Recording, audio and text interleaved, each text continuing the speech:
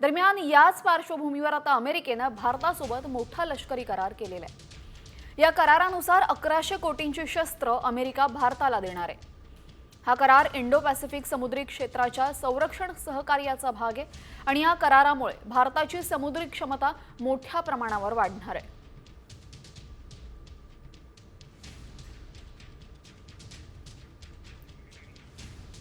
जवळपास 13 कोटी डॉलरची शस्त्र भारताने अमेरिकेकडून खरेदी केली असून भारत आणि अमेरिकेमधला मोठा लष्करी करार आपण पाहतोय। भारत पाक तणावाच्या पार्श्वभूमीवर हा मोठा करार आहे। तर उत्तर प्रदेशमधील गंगा एक्सप्रेसवेवर आता भारतीय वायुसेना आज ऐतिहासिक चाचणी घेतेय। शहाजहापूर येथील गंगा एक्सप्रेसवेवर बांधलेल्या 3.5 किलोमीटर लांबीच्या हवाई पट्टीवर वायुसेना आपली ताकद दाखवणार आहे। या मोहिमेमध्ये वायुसेनेची सर्वात प्रगत लढाऊ आणि वाहतूक विमानं उड्डाण आणि लँडिंग करतील। यामध्ये Rafale, Jaguar, Mirage, Su-30, MKI MiG-29, Mi-17 V5 helicopter यांचा समावेश आहे। त्यामुळे भारताचं जोरदार शक्ती प्रदर्शन आज बघायला मिळणार आहे। दरम्यान आता पाकिस्तानची मात्र काही खैर नाही, कारण पाकिस्तानला धडकी भरवणाऱ्या राफेलमध्ये ब्राह्मोसऐवजी क्षेपणास्त्र बसवलं जाणार आहे। त्यामुळे राफेलची मारक क्षमता आणखीन वाढणार आहे। ब्राह्मोस NG क्षेपणास्त्र वजनानं अगदी हलकं, वेगवान आणि तितकंच घातक आणि विध्वंसक आहे। ब्राह्मोस NG क्षेपणास्त्र हवा, जमीन, समुद्र आणि पाणबुडीवरून डागता येणार आहे। त्यामुळे पाकिस्तानला धडकी भरली आहे।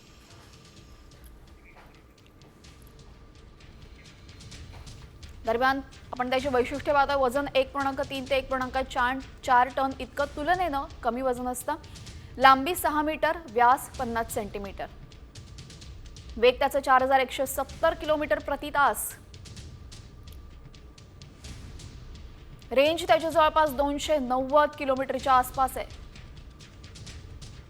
हवा, जमीन, समुद्र आणि पाणबुडीवरनं डागता येण्याची क्षमता त्यामध्ये आहे।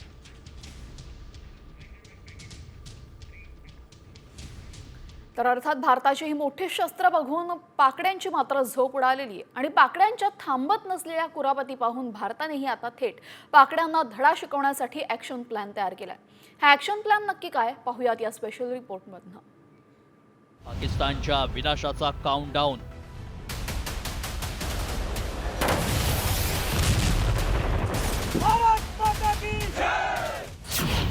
भारत आक्रमक, ॲक्शन प्लॅन तयार।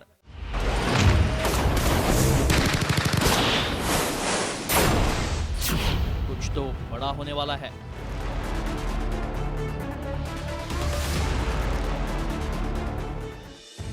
पहलगाम हल्ल्यानंतर भारत सरकार ॲक्शन मोडवर आलंय। तर दहशतवाद्यांना वेचून वेचून ठेचण्याचा इशारा आज पंतप्रधान मोदींनी दिला। एवढंच नाही तर राष्ट्रीय सुरक्षा, संरक्षण आणि परराष्ट्र धोरणांशी संबंधित मंत्रिमंडळाची उच्चस्तरीय बैठक झाली। बैठकीत पंतप्रधान मोदींनी पाकड्यांच्या नांग्या ठेचण्यासाठीची रणनीती आखली आहे। दहशतवादाला सडेतोड उत्तर देणं हा आपला राष्ट्रीय संकल्प। सशस्त्र दलाच्या क्षमतांवर पूर्ण विश्वास व्यक्त। प्रतिसादाची पद्धत, लक्ष्य, वेळ ठरवण्यासाठी लष्कराला पूर्ण स्वातंत्र्य। पहलगाम हल्ल्यानंतर पंतप्रधान मोदींनी दहशतवाद्यांना पाठबळ देणाऱ्या पाकड्यांविरोधात आक्रमक भूमिका घेतली आहे। अब आतंकियों की बची खुची जमीन को भी मिट्टी में मिलाने का समय आ गया है। त्यातच CCSच्या बैठकीपूर्वी पाकड्यांविरोधात मिशन बदला सुरू करण्यापूर्वी भारतानं काश्मीरात 48 पर्यटन स्थळं बंद करण्याचा निर्णय घेतलाय। राष्ट्रीय सुरक्षा सल्लागार अजित डोवाल, तिन्ही सैन्य दलांचे प्रमुख, संरक्षण मंत्री, परराष्ट्र मंत्र्यांच्या उपस्थितीत CCSची बैठक झाली। त्यानंतर आता पंतप्रधान मोदींनी सैन्याला खुली सूट देण्याचा निर्णय घेत सैन्य दलातील विमानांना 2 मिनिटात सज्ज राहण्याचे आदेश दिलेत। मात्र याचा अर्थ नेमका काय पाहूया। हवाई दलाला जर आदेश देण्यात आले की 2 मिनिटांमध्ये सज्ज व्हा, याचा अर्थ त्यांना हाय अलर्टवर ठेवण्यात आलेला आहे। तर हा जर दिलेला असेल तर याचा अर्थ असा की आता युद्धाचे जे ढग आहेत ते गडद झालेले आहेत आणि जर ही या प्रकारची एअरफोर्सला देण्यात आलेली आहे वॉर्निंग, तर आर्मीचे तर जेवढे लोक याच्यामध्ये आहेत तेवढे लोक सगळेच्या सगळे तयार झालेले असतील। दहशतवाद्यांच्या आडून पाकड्यांनी आतापर्यंत निष्पाप भारतीयांचा जीव घेतला। पाकड्यांचा माज उतरवण्यासाठी भारतीय सेना सज्ज झाली आहे. एवढंच नाही तर सरकारनं सैन्याला खुली सूट दिल्यानं युद्धासोबत पाकड्यांचा विनाश अटळ आहे. रिपोर्ट साम टीव्ही. तर भारत आता ठोस आणि आक्रमक पावलं पाकिस्तान विरुद्ध उचलत आहे. दरम्यान आता पहलगाम हल्ल्यानंतर कुठल्याही क्षणी युद्ध भडकण्याची शक्यता आहे.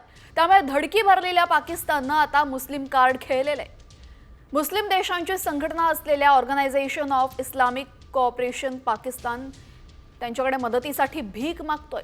त्यानंतर अखेर ऑर्गनायझेशन ऑफ इस्लामिक कोऑपरेशन या संघटनेनं पाकिस्तानला पाठिंबा दिलाय.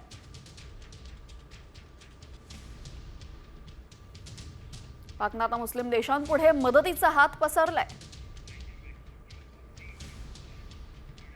दरम्यान भारतासोबतच्या तणावाच्या काळामध्ये पाकिस्तानच्या समर्थनार्थ आणखीन एक मुसलमान देश आलेला आहे.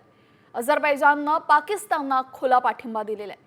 पहलगाम हल्ल्याची आंतरराष्ट्रीय चौकशी करण्याची मागणी त्यांनी केली असून युद्धाऐवजी संवादातून तोडगा काढण्यावर भर देण्याचं आवाहन अझरबैजाननं केलेलं आहे.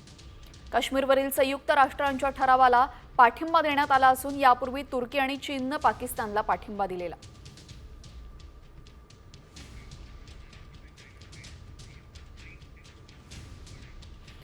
चीननं पाकिस्तानला मदतीचा हात पुढे केलेला आणि चीनचे राजदूत जियांग झेडोंग यांनी इस्लामाबादमध्ये पाकचे पंतप्रधान शहबाज शरीफ यांची भेट घेतली.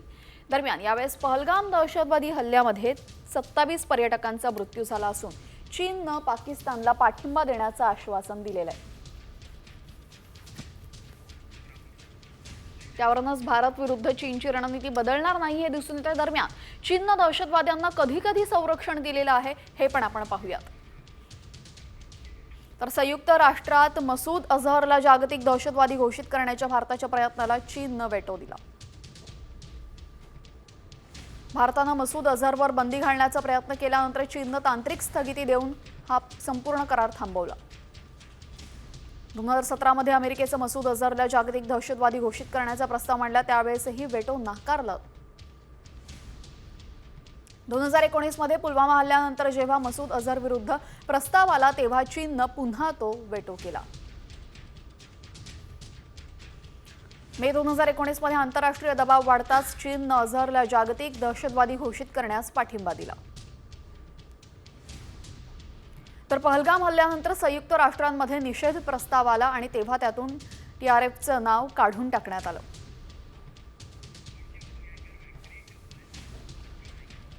दरम्यान भारताकडनं हल्ल्याच्या भीतीने पाकव्याप्त काश्मीर अर्थात POK मध्ये भीतीचं वातावरण आहे. POK मध्ये पर्यटकांना प्रवेश बंद करण्यात आलेला आहे आणि जवळपास 1000 मदरसे बंद करण्यात आलेले आहेत.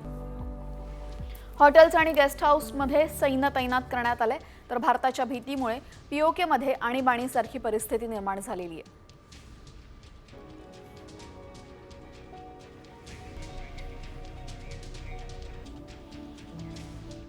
तर भारतीय सैन्याच्या कारवाईला घाबरलेले पाकिस्तानमधील नेते वारंवार अणुबॉम्बची धमकी देत आहेत. मात्र कंगाल असलेला हा देश पोकळ धमकी देतोय. याच पार्श्वभूमीवर पाकमधील अण्वस्त्रांबाबत एक रिपोर्ट समोर आलाय. पाहूयात त्याच संदर्भात एक स्पेशल रिपोर्ट. पाकच्या अण्वस्त्र केंद्राची पोलखोल.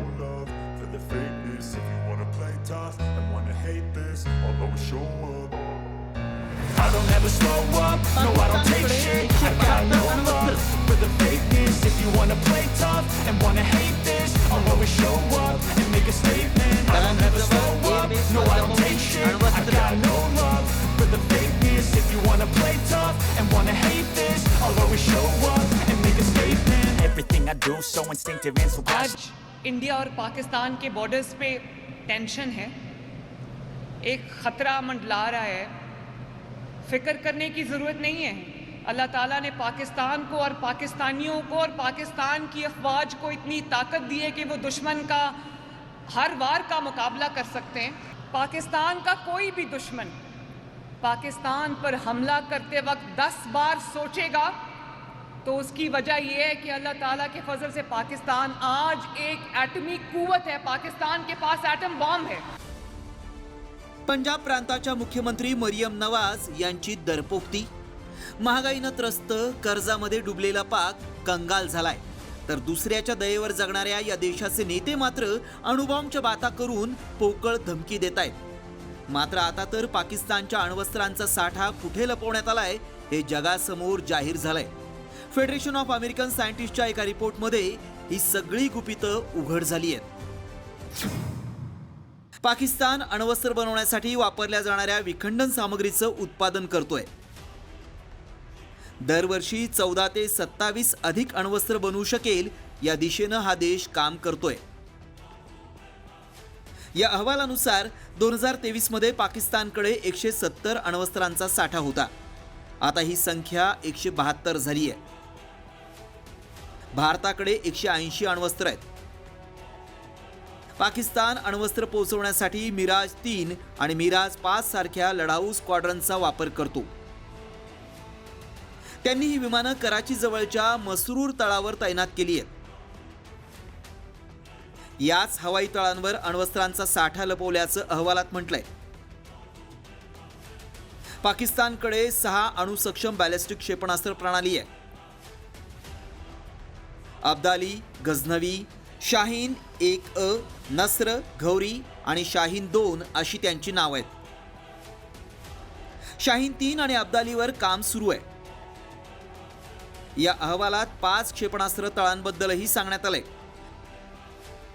त्यामध्ये ॲक्रो गॅरिसन, गुजरावाला गॅरिसन, कुजदार गॅरिसन, पानो अकिल गॅरिसन आणि सरगोधा गॅरिसन यांचा समावेश आहे।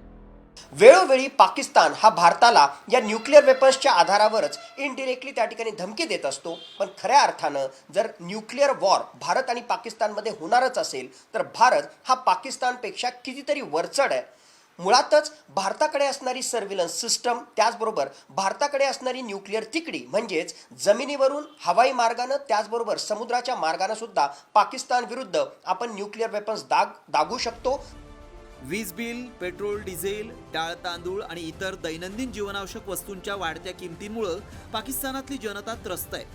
दरवर्षी पाकिस्तान, चीन आणि इतर अरब देशांकडे मदतीसाठी हात पसरतो। आंतरराष्ट्रीय नाणेनिधी म्हणजेच IMF आणि जागतिक बँकेच्या कर्जाचा डोंगर पाकिस्तानवर आहे। त्याची परतफेड करण्याची क्षमताही त्यांच्यात नाही। देश भीकेला लागलेला असतानाही पाक अणुबॉम्ब निर्मितीचं काम थांबवत नाहीये। त्यामुळे आता पाकिस्तानच्या पोकळ वल्गनांना थेट हल्ल्यानं उत्तर देण्याची वेळ आली आहे। रिपोर्ट साम टीव्ही न्यूज। दरम्यान पहलगाम हल्ल्यामधील पाकिस्तानच्या कटाचे पुरावे आता मिळाल्याचं माहिती NIAच्या सूत्रांमार्फत समोर आलेली आहे। NIAच्या अहवालानुसार पाक विरोधात पुरावे मिळाल्याचा उल्लेख असल्याची माहिती सूत्रांनी दिली आहे। तर पहलगाम येथील दहशतवादी हल्ल्याचा प्राथमिक तपास अहवाल NIAकडून तयार करण्यात आलेला आहे। दहशतवादी पहलगाममध्ये कसे आले, कोणत्या मार्गाचा वापर केला आणि त्या व्हॅलीमध्ये नक्की कशी शस्त्र लपवली गेली याचा उल्लेखही त्या अहवालात करण्यात आलाय।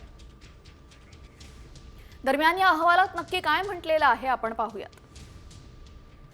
तर लष्कर-ए-तोयबा, ISI, पाक आर्मीच्या षडयंत्राचे पुरावे आता सापडलेले आहेत। दहशतवाद्यांनी बेताल व्हॅलीमध्ये शस्त्र लपवली होती हे समोर आलेले आहे।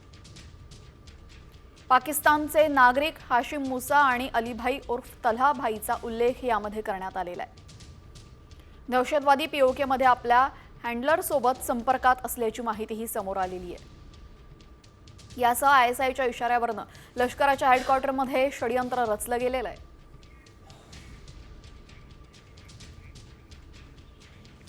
दरम्यान भारताकडून हल्ल्याच्या भीतीने पाकव्याप्त काश्मीर अर्थात POK मध्ये भीतीचं वातावरण आहे आणि POK मध्ये पर्यटकांना प्रवेश बंदी करण्यात आलेली आहे। जवळपास 1000 मदरसे बंद करण्यात आले असून हॉटेल्स आणि गेस्ट हाऊसमध्ये सैन्य तैनात करण्यात आलेलं आहे। भारताच्या भीतीमुळे POK मध्ये आणीबाणीसारखी परिस्थिती निर्माण झाली आहे।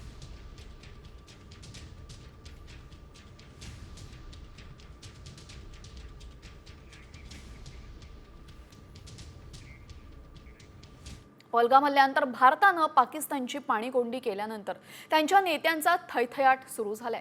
बिलावल भुट्टो पुन्हा एकदा वरळले असून सिंधू नदीचं पाणी रोखलं तर भारताविरोधात युद्ध सुरू होईल अशी धमकी त्यानं दिलेली आहे। पहलगाम हल्ल्यानंतर भारतानं पाकिस्तानसोबतचा सिंधू नदी करार थांबवण्यासह अनेक कठोर निर्णय घेतले आणि त्यानंतर बिलावल भुट्टोंनी युद्धाची भाषा केलेली आहे।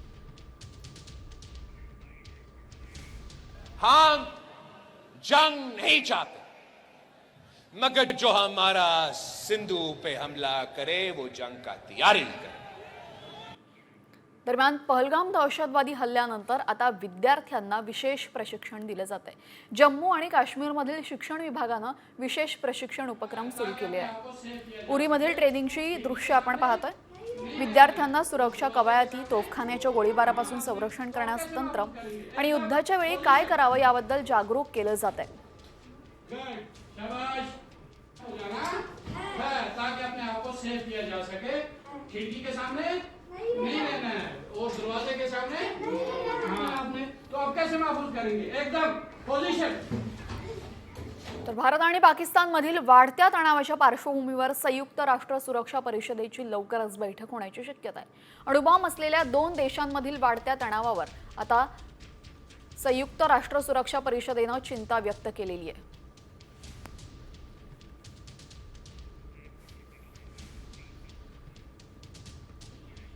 दरम्यान भारतानं दहशतवाद्यांवर कारवाई करावी, मात्र युद्ध सुरू करू नये असा सल्ला अमेरिकेनं दिलेला आहे. पहलगाम हल्ल्यावर अमेरिकेचे उपाध्यक्ष जैन वेंडी यांनी ही प्रतिक्रिया दिली असून पाकिस्तानच्या भूमीवरनं कारवाया करणाऱ्या दहशतवाद्यांना पकडण्यासाठी आणि त्यांच्यावर कारवाई करण्यासाठी पाकिस्तान भारताला सहकार्य करेल अशी आशाही त्यांनी व्यक्त केली आहे. पहलगाम हल्ल्यात 26 जणांचा मृत्यू झाला होता.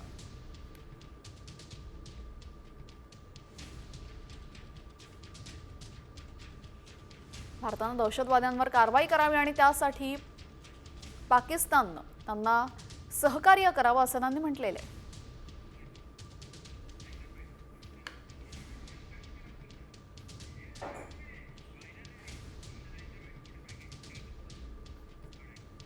आणि आता पाहूयात एक व्हायरल सत्य रिपोर्ट. भारत पाकिस्तान युद्ध होणार आणि पाकिस्तान बेचिराख होणार अशी भविष्यवाणी बाबा वेंगानं केलेली आहे. युद्ध करून भारत इस्लामाबादवर कब्जा मिळवणार असल्याचा दावा केलाय. दरम्यान खरंच बाबा वेंगानं अशी भविष्यवाणी केलेली आहे का याची आम्ही पडताळणी केली आणि काय सत्य समोर आलेलं आहे पाहूयात.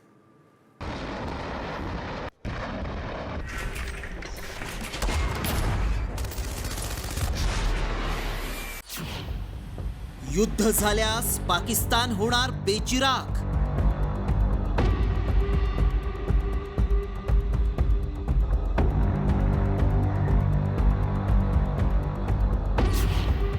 पाकिस्तानच्या इस्लामाबादवर भारताचा कब्जा.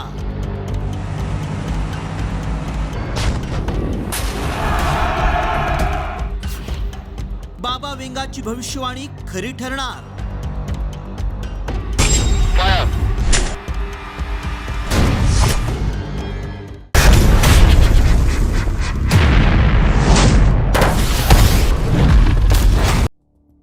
भारत पाकिस्तान युद्ध झाल्यास पाकिस्तान उद्ध्वस्त होणार आणि भारत पाकिस्तानातील इस्लामाबादवर कब्जा मिळवणार असल्याची भविष्यवाणी बाबा वेंगानं केली आहे. आतापर्यंत बाबा वेंगानं केलेल्या अनेक भविष्यवाणी खऱ्या ठरल्या आहेत. त्यामुळे या दाव्यानं आता युद्ध होणार असल्याची चर्चा पुन्हा सुरू झाली आहे. बाबा वेंगानं काय भविष्यवाणी केली आहे आणि मेसेज नेमका काय व्हायरल होतोय पाहूयात.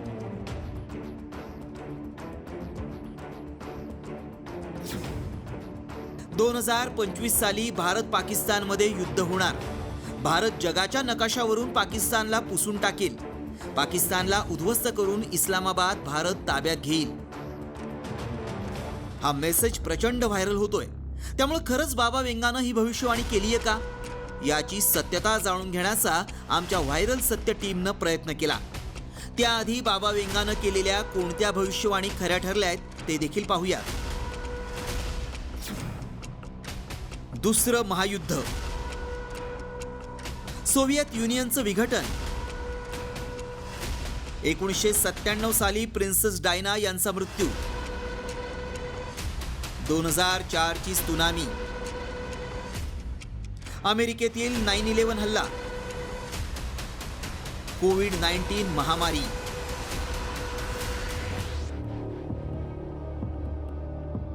बाबा वेंगानं या केलेल्या भविष्यवाणी खऱ्या ठरल्यात. त्यामुळे भारत पाकिस्तान युद्धावर खरंच बाबा वेंगानं भविष्यवाणी केली आहे का? अनेक भाकीतं खरी ठरल्यानं आता जर बाबा वेंगानं युद्धाचं भाकीत केलं असेल तर टेन्शन वाढणार आहे. मात्र पाकिस्तानला नेस्तनाबूत करून इस्लामाबादवर कब्जा करणार असेल तर भारतासाठी मोठी गोष्ट आहे. त्यामुळे आम्ही या दाव्याची पडताळणी केली. त्यावेळी काय सत्य समोर आलं पाहूयात. भारत पाकिस्तान युद्धाबाबत व्यंगानं भविष्यवाणी केलेली नाही.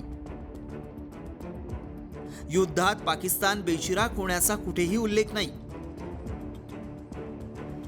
2025 सालाच्या भविष्यवाणीत युरोपमधल्या संघर्षाचा उल्लेख आहे. युरोपात संघर्ष आणि मानवी सभ्यतेच्या अंताची सुरुवात असा उल्लेख आहे. सध्या पहलगाम दहशतवादी हल्ल्यानंतर भारत पाकिस्तानमध्ये तणाव वाढलाय. भारताच्या प्रत्युत्तराच्या कारवाईमुळे संपूर्ण पाकिस्तान भीतीनं थरथर कापतोय. त्यातच काहींनी बाबा व्यंगानं भविष्यवाणी केल्याचा दावा केलाय.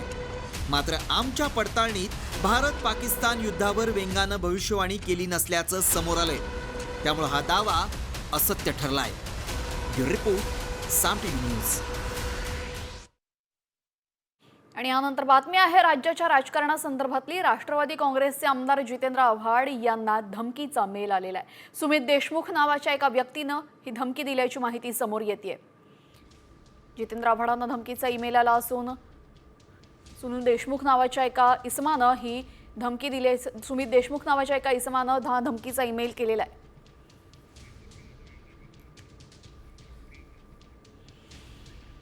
मंत्री पंकजा मुंडे यांना फोन करून अश्लील वक्तव्य करणाऱ्या आणि मेसेज पाठवणाऱ्याला अटक करण्यात आलेली आहे. पुण्यावरून अमोल काळे याला अटक करण्यात आली असून अमोल काळेला पुण्यातून अटक करण्यात आलेली आहे. दरम्यान त्याला अटक करण्यात आली असली तरीही तो बीड जिल्ह्यातील असल्याची माहिती समोर येते. महाराष्ट्र सायबरनं भोसरी पोलिसांच्या मदतीनं ही अटक केली असून गेल्या काही दिवसांपासून पंकजा मुंडे यांना तो फोन आणि मेसेज करत होता.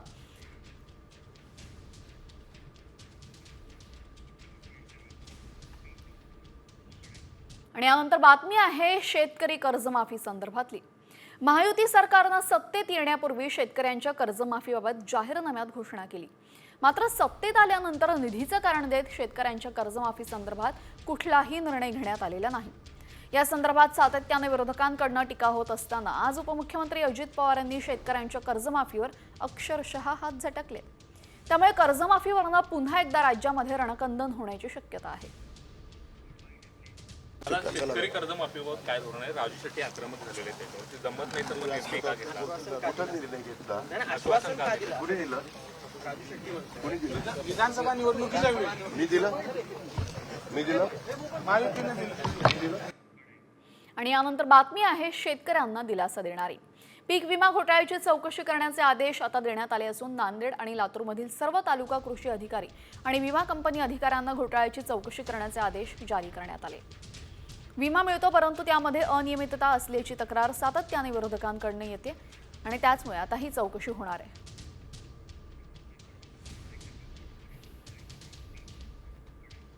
आणि आता बातमी आहे लाडक्या बहिणींसाठी आनंदाची. कारण एप्रिल महिन्याचा हप्ता येण्यास आता सुरुवात झालेली आहे. पुढील 2 ते 3 दिवसांमध्ये सगळ्यांना 1500 रुपये मिळणार आहेत. पात्र लाडकींच्या खात्यात पैसे जमा होणार असल्याची माहिती मंत्री अदिती तटकरे यांनी दिली आहे. दरम्यान या संदर्भात मंत्री अदिती तटकरे यांनी ट्विट करत माहिती दिली आहे. मुख्यमंत्री लाडकी बहिणी योजनेअंतर्गत एप्रिल महिन्याचा सन्मान निधी पात्र लाडकींच्या आधार लिंक असलेल्या बँक खात्यामध्ये जमा केले जातोय.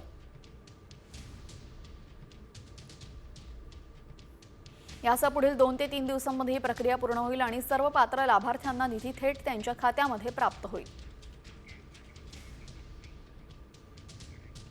रायगड पालकमंत्री ध्वजवंदन कार्यक्रमाच्या निमित्ताने संजय राऊत आणि भरत गोगावलेंमध्ये जुंपल्याचं पाहायला मिळत आहे. रायगडचं पालकमंत्री पद गावगुंडांकडे असता कामा नये असं म्हणत राऊतांनी पालकमंत्री पदाच्या वादावरनं गोगावलेंना टोला लगावला. तर आम्ही जनतेच्या हितासाठी गावगुंडगिरी करतो, राऊतांना आपल्या आघाडीमध्ये बघावं असं प्रत्युत्तर भरत गोगावले यांनी दिलेलं आहे.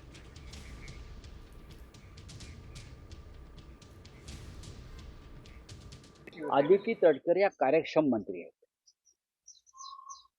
युवा नेतृत्व आहे या महाराष्ट्रातले, ठीक आहे राजकीय मतभेद आहेत, त्या कार्यक्षम मंत्री आहेत. रायगड सारख्या जिल्ह्याचं पालकमंत्रीपद हे गावगुंडांकडे असता कामा नये. कोणत्याही अत्यंत संयमानं काम करणाऱ्या व्यक्तीकडे असायला पाहिजे, जो भ्रष्टाचाराच्या विरुद्ध ठामपणे उभा राहील. आणि मला असं वाटतं की एक चांगला चेहरा आहे, त्यांच्याकडे जर आला असेल आम्ही त्यांचं स्वागत करतो. संजय राऊत कोण की त्यांनी ते त्यांच्या आघाडीचं बघावं. आमच्यामध्ये ढवळाढवळ करायचं काही कारण नाही आहे. आम्ही जे काय गावगुंडगिरी करतो ते आमच्या जनतेसाठी, त्यांच्या विकास कामासाठी, त्यांच्या भल्यासाठी करतो. तुमच्यासारखं स्वतःच्या स्वार्थासाठी करत नाही आहे. त्यांनी आघाडीकडे पाहावं, आमच्या युतीमध्ये डोकावून पाहू नये असा आमचा त्यांना सल्ला आहे.